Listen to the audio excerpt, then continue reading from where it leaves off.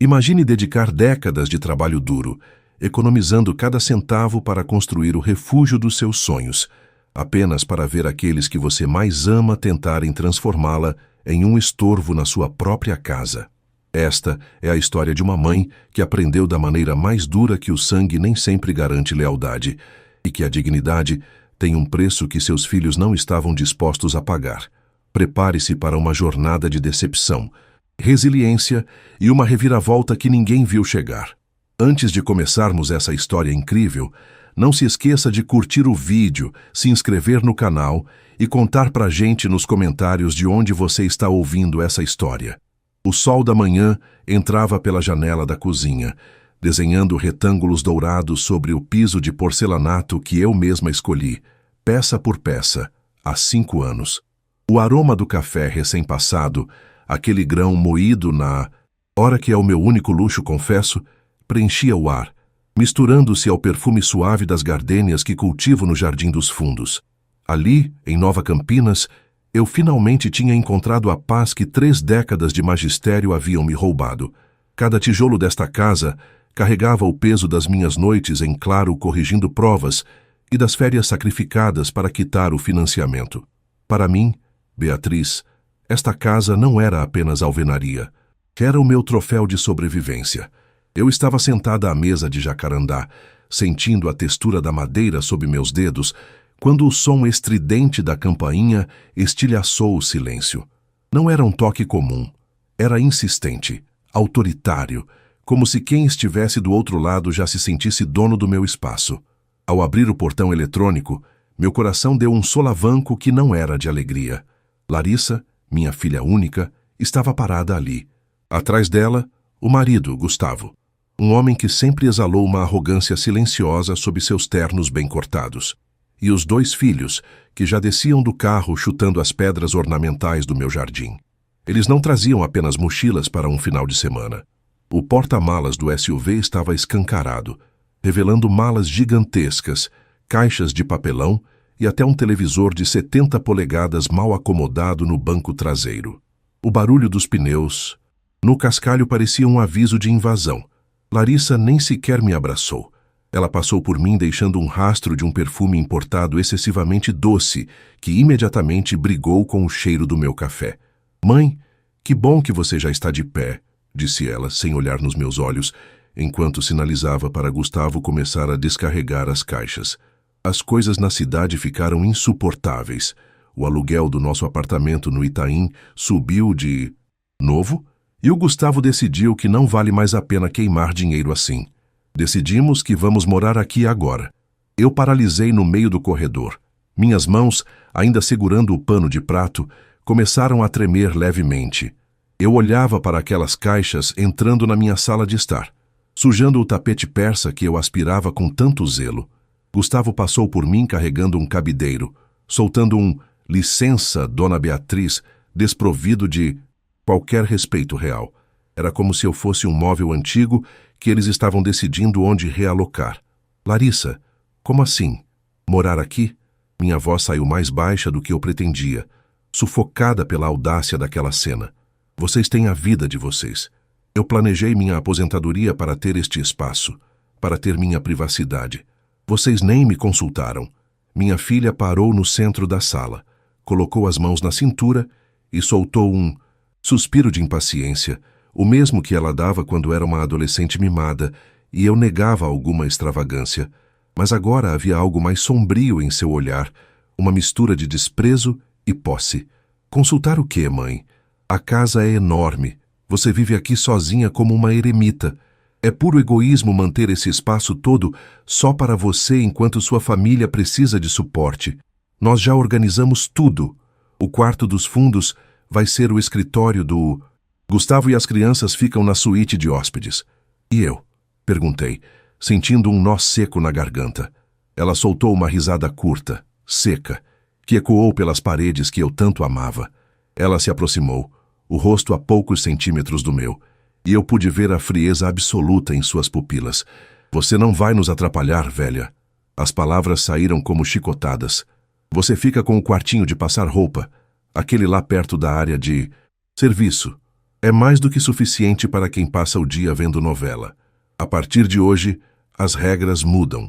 A casa é bonita demais para ficar desperdiçada com alguém que já viveu o que tinha que viver. O silêncio que se seguiu foi absoluto, interrompido apenas pelo som rítmico da minha própria respiração, que eu tentava desesperadamente controlar. Eu olhei para Gustavo, que assistia a tudo com um sorriso de canto de boca, encostado no batente da porta da minha cozinha, já se sentindo o patriarca daquele domínio. Olhei para meus netos, que já pulavam no sofá de linho branco com os pés sujos de terra. Senti uma onda de calor subir pelo meu pescoço, mas não era a pressão alta. Era a clareza. Uma clareza gélida que eu nunca havia sentido antes. A dor da ingratidão é uma agulha fina que perfura o espírito, mas quando ela chega ao fundo, o que sobra é uma força inabalável. Eu não era mais a professora paciente que explicava a mesma lição 10 vezes. Eu era a mulher que tinha construído aquele império de um quarto e sala com o suor do próprio rosto. Lentamente, eu me levantei da cadeira onde havia me apoiado. Endireitei as costas, sentindo cada vértebra se alinhar. Caminhei até o centro da sala, interrompendo o trajeto de Gustavo, que trazia mais uma caixa. O sorriso dele e o olhar de triunfo de Larissa estavam ali, latentes, esperando que eu me recolhesse para o quartinho dos fundos como uma sombra obediente. Eu olhei nos olhos de cada um deles.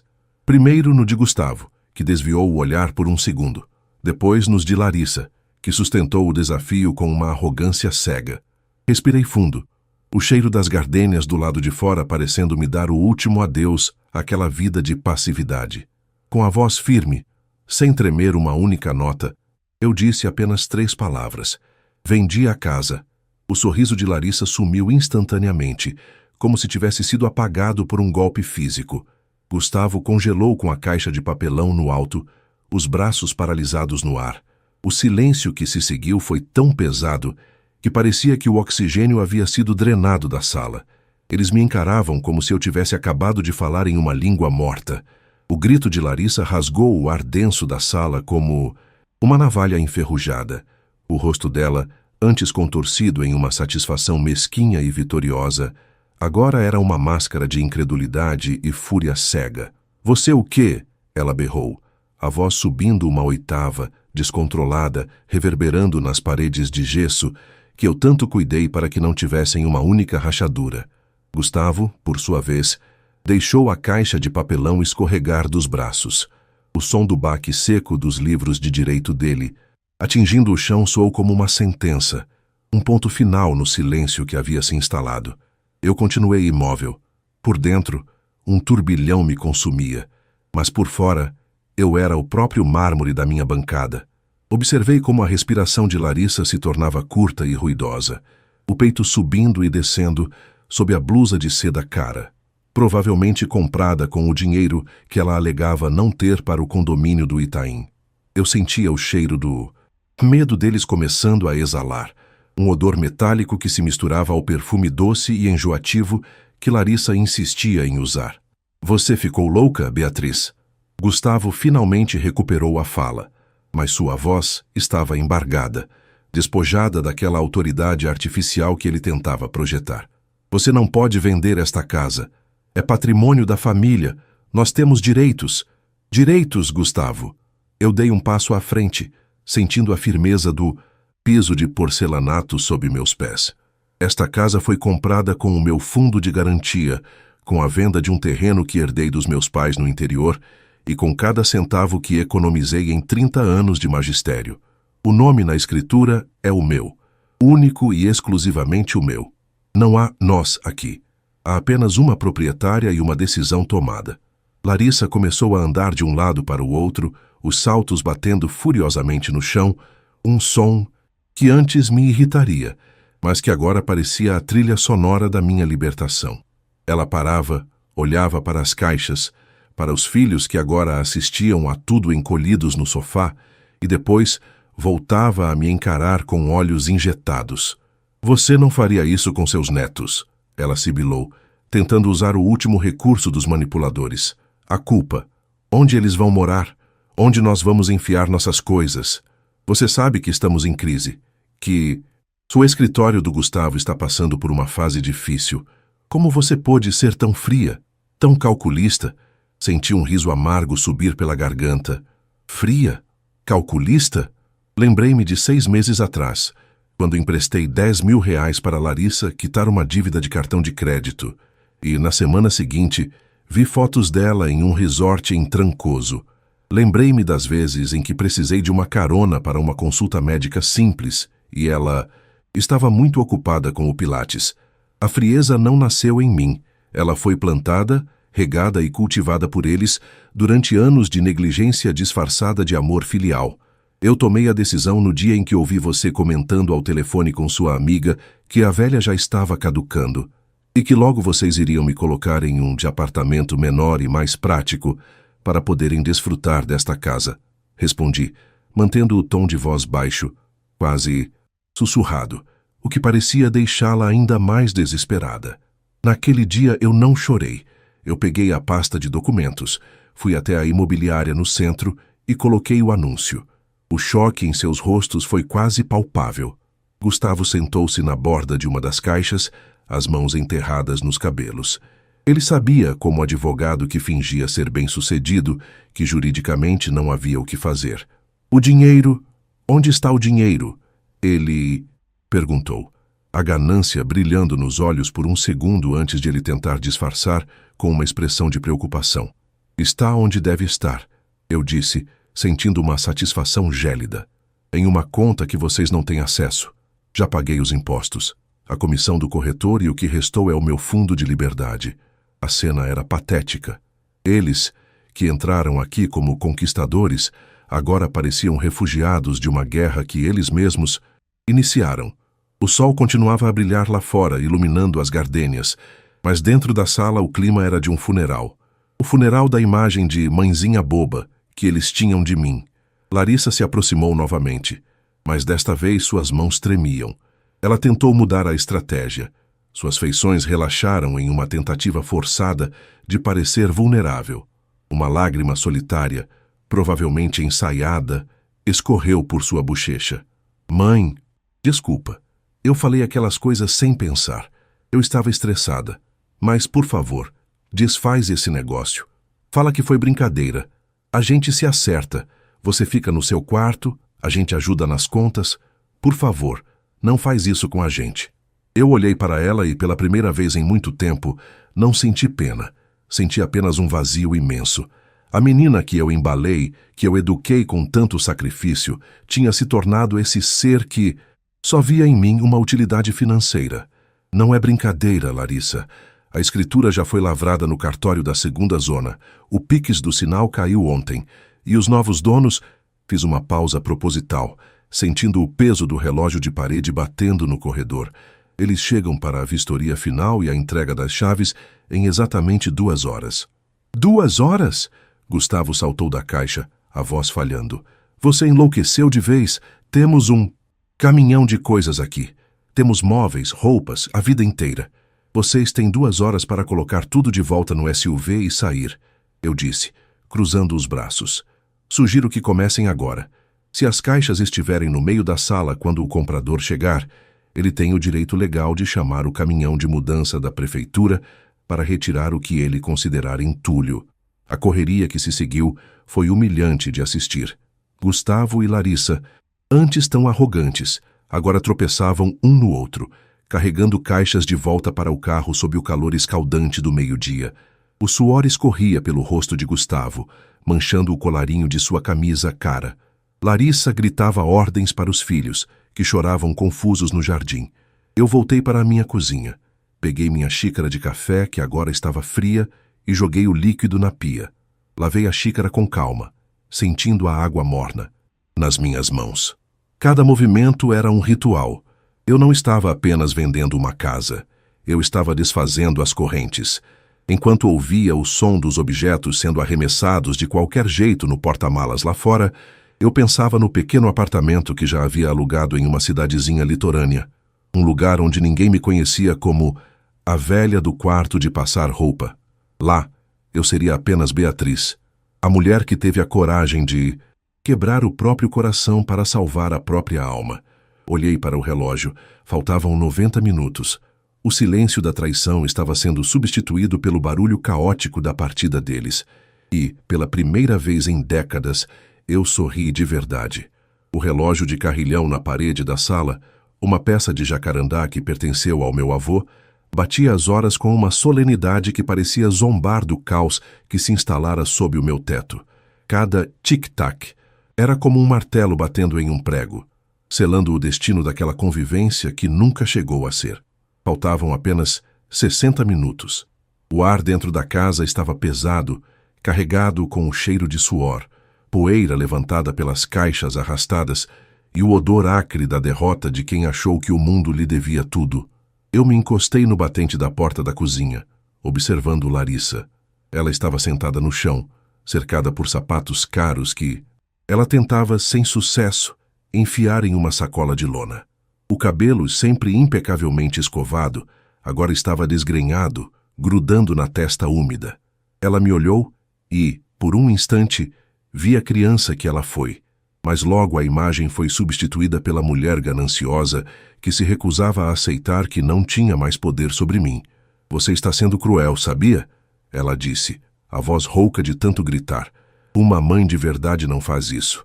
Uma mãe protege. Uma mãe acolhe. Você está expulsando seus próprios netos para a rua, Beatriz. Isso vai ficar na sua consciência para sempre. Eu respirei fundo, sentindo o ar quente do meio-dia de Campinas queimar meus pulmões.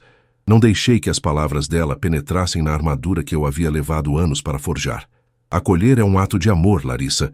O que você tentou fazer foi uma ocupação, respondi, com uma calma que parecia irritá-la mais do que qualquer grito. Eu protegi você a vida inteira.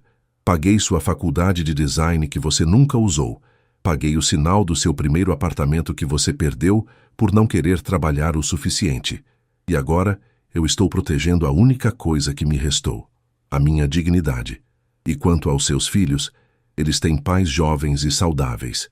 Se eles forem para a rua, a culpa será da sua incapacidade de planejar a vida sem contar com o que é dos outros. Lá fora, o barulho era ensurdecedor. Gustavo estava em uma discussão acalorada com um vizinho. O senhor Gentil, porque o SUV deles estava bloqueando a calçada. Eu ouvia os termos advogado, meus direitos e processo, sendo lançados ao vento como se fossem feitiços que pudessem mudar a realidade. Mas as leis dos homens não podiam anular a escritura que eu já havia assinado. Gustavo entrou na sala, bufando, a camisa polo de marca manchada de graxa e suor. Ele parou diante de mim, tentando recuperar uma postura de superioridade que não lhe cabia mais. Escuta aqui, dona Beatriz. Nós vamos embora agora porque não queremos confusão. Mas isso não termina aqui. Eu vou entrar com uma ação de interdição. Você claramente não está em pleno gozo das suas faculdades mentais para vender um imóvel desse valor em 48 horas.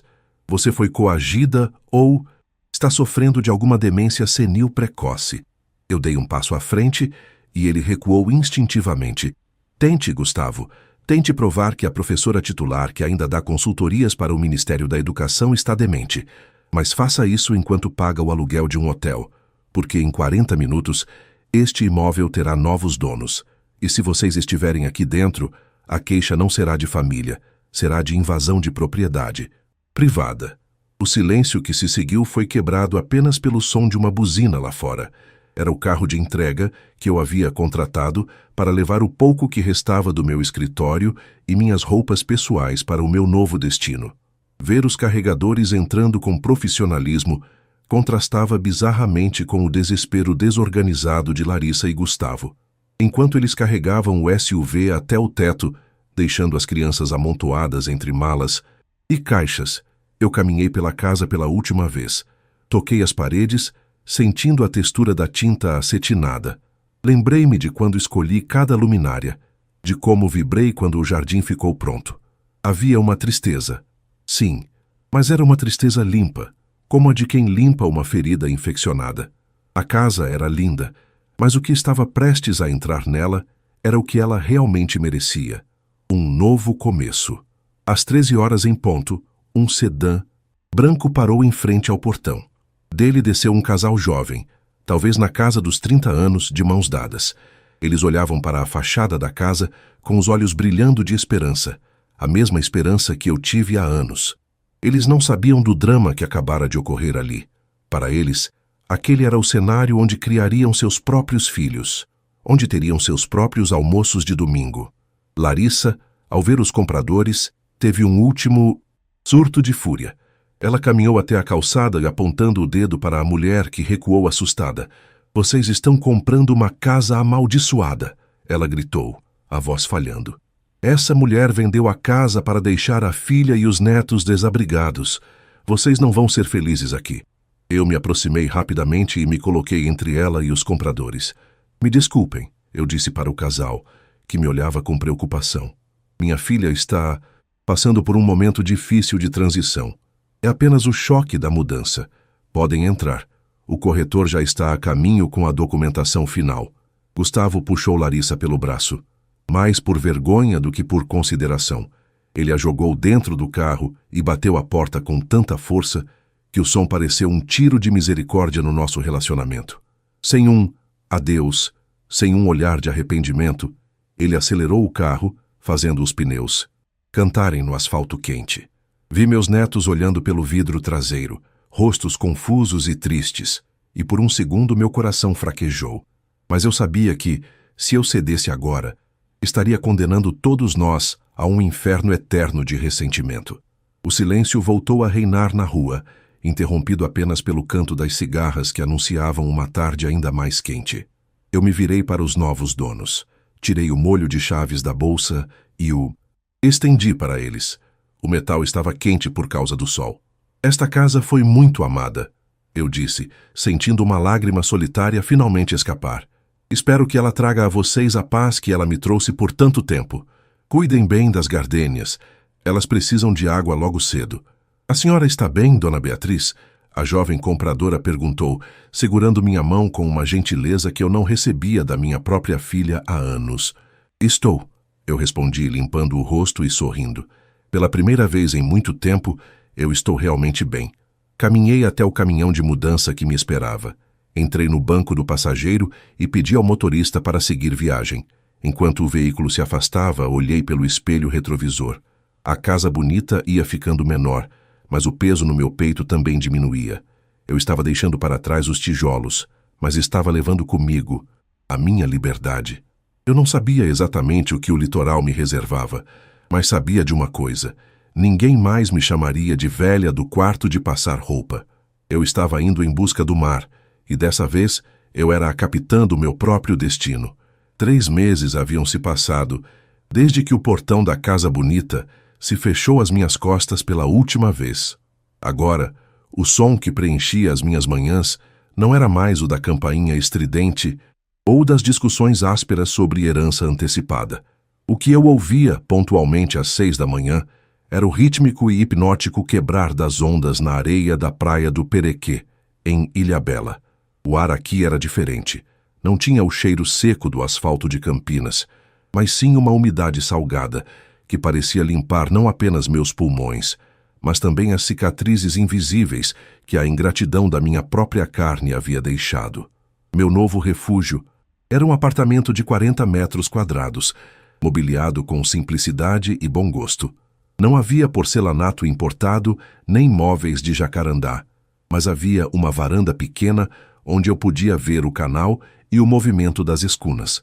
Cada objeto ali tinha um propósito. Eu não era mais a guardiã de um museu de memórias que meus filhos queriam saquear. Eu era a dona de um espaço onde o silêncio era um convidado respeitado, não um vazio a ser, preenchido por exigências alheias.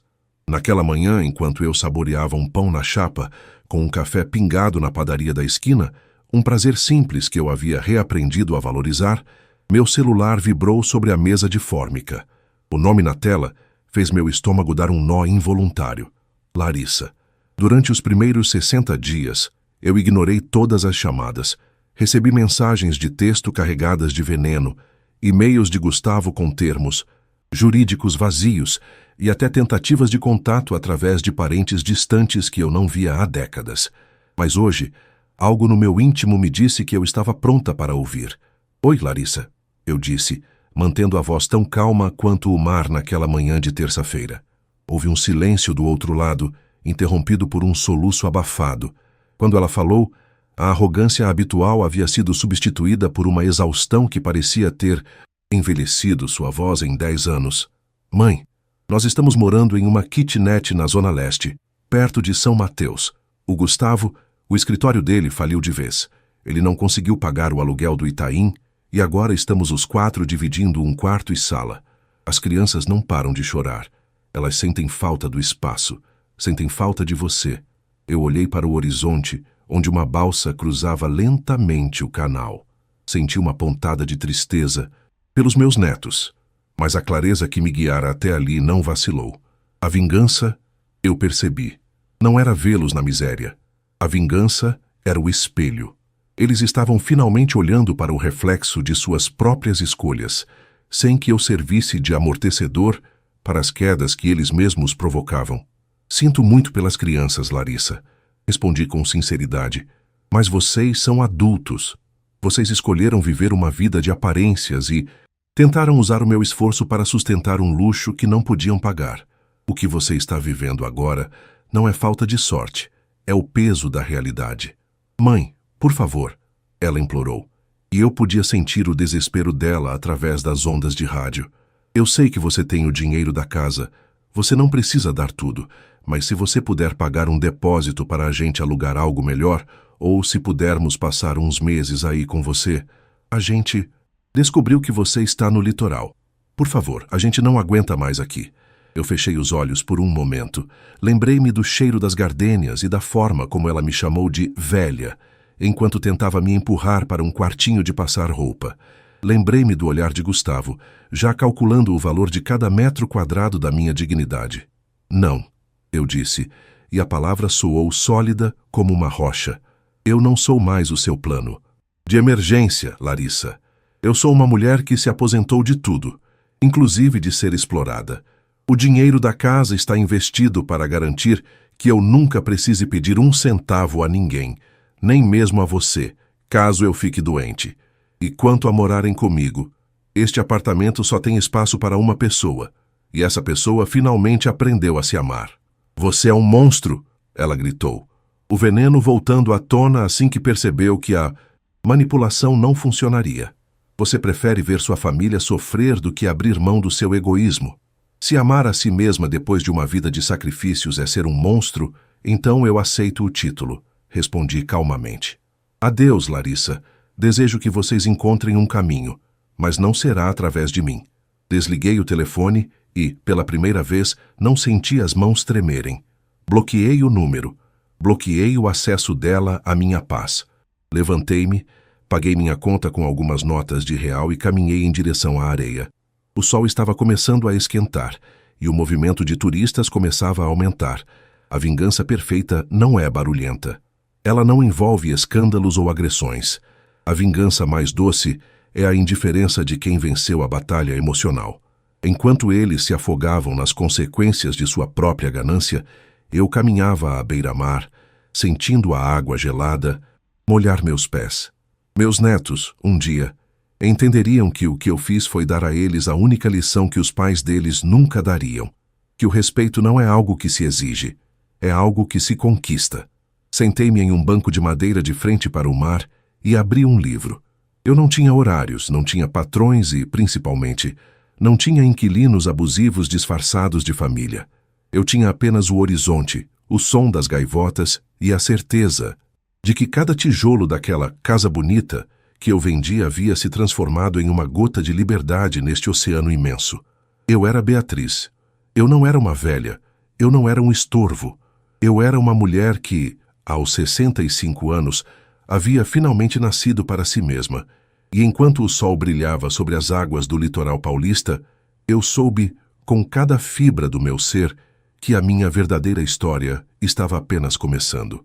Obrigado por acompanhar essa jornada de superação e justiça até o fim. Beatriz nos ensinou que o autorrespeito é o nosso maior patrimônio. Se essa história tocou você, deixe seu like e inscreva-se no canal para mais relatos. O que você faria no lugar dela? Comenta aqui embaixo. Sua opinião é fundamental. Até a próxima história de reviravolta e liberdade.